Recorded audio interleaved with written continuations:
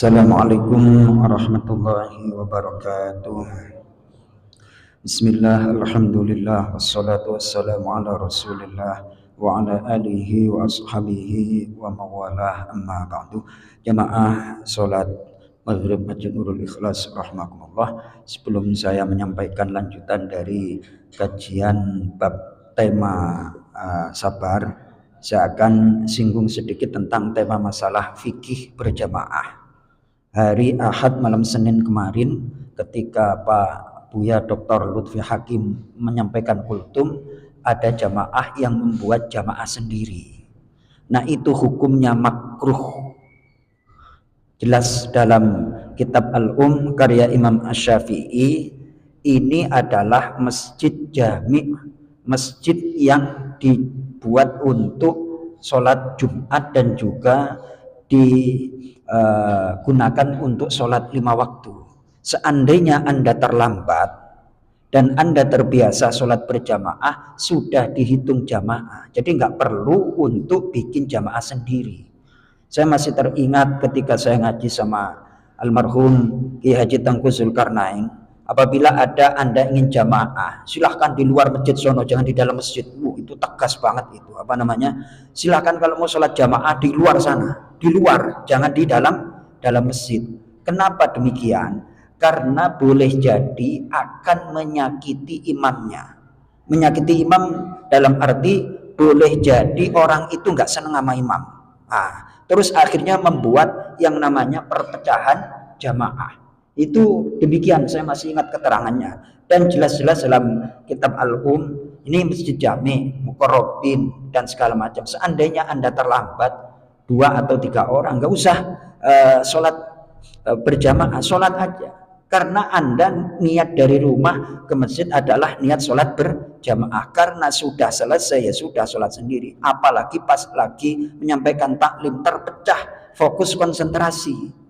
Nah, secara tidak langsung itu akan mengganggu. Itu hukumnya makruh.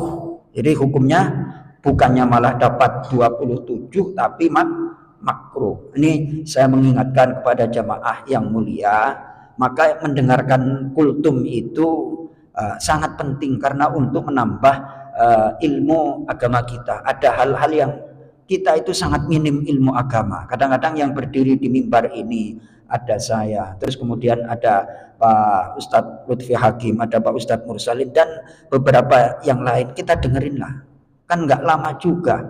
Seandainya kita cepat pulang, toh nyampe rumah mau apa lagi itu? Mau apa? Kita juga bukan anggota dewan kok, apalagi nggak sidang paripurna, enggak, biasa-biasa aja lah, kayak sok penting aja gitu kadang-kadang. Baik, itu yang ingin saya ingatkan.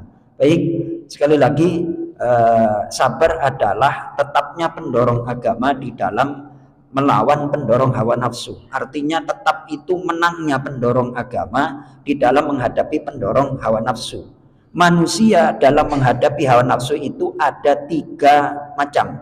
Pertama, ada orang yang mampu menekan dan membanting hawa nafsunya, sehingga nafsunya itu tunduk untuk menjalankan perintah Allah.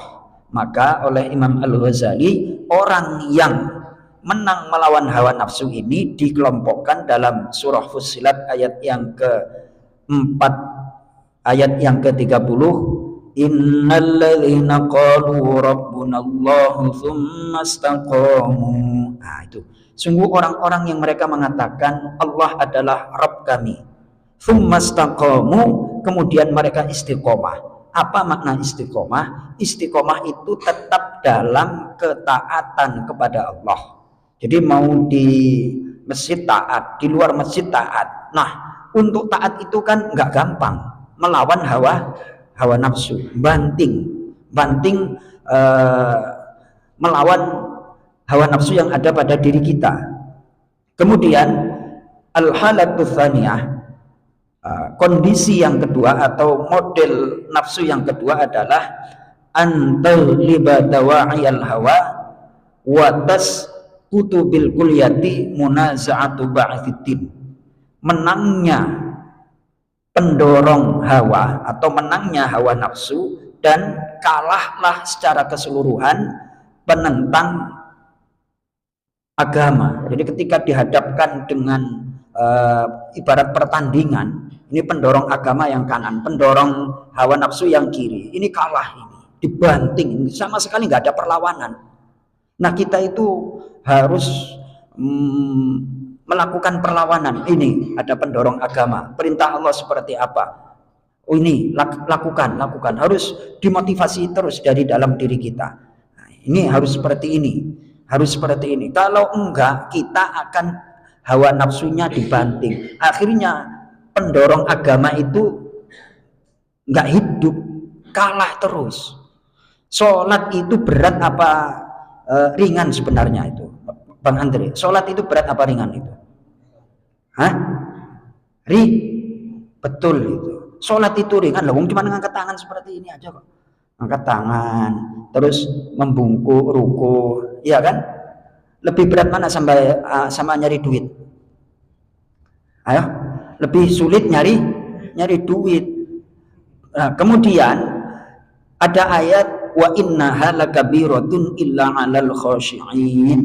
Sungguh sholat itu sangat berat kecuali bagi orang yang khusyuk. Khusyuk itu tempatnya di mana? Di hati. Jadi pekerjaan sholat itu gampang.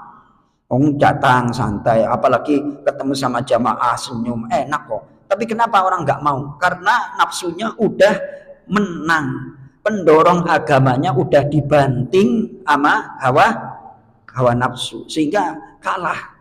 Jadi kalau kita pikir-pikir yang namanya sholat, apalagi keutamaan sholat malam, sholat subuh, itu ada keterangan yang saya baca bahwa orang munafik itu dihalangi udara subuh. Udara apa? Karena udara subuh adalah udara yang paling istimewa. Dan afqalus sholah alal munafik sholatus subah. Sholat yang paling berat bagi orang munafik itu sholat apa? Jadi orang munafik itu nggak dapat sholat. Itu sebagian ulama menjelaskan seperti itu. Jadi ketika kita berangkat ke masjid, itu adalah udara orang munafik nggak dapat itu, dihalang-halangi.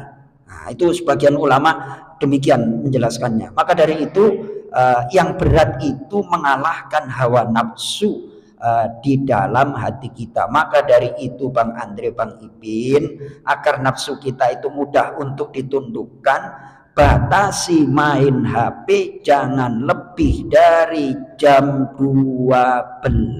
Jakarta ini masalahnya apa? Kalau di kampung jam 10 aja udah malam, tapi ini Jakarta. Kadang-kadang masih jam 1 masih jangan.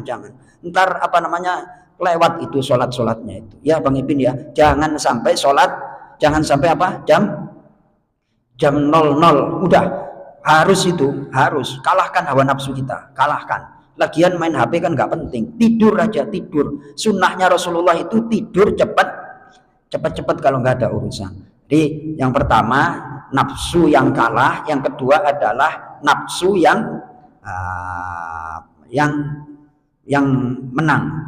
Nah, kemudian yang ketiga bagaimana? Kita akan lanjutkan pada kesempatan yang akan datang. Assalamualaikum warahmatullahi wabarakatuh.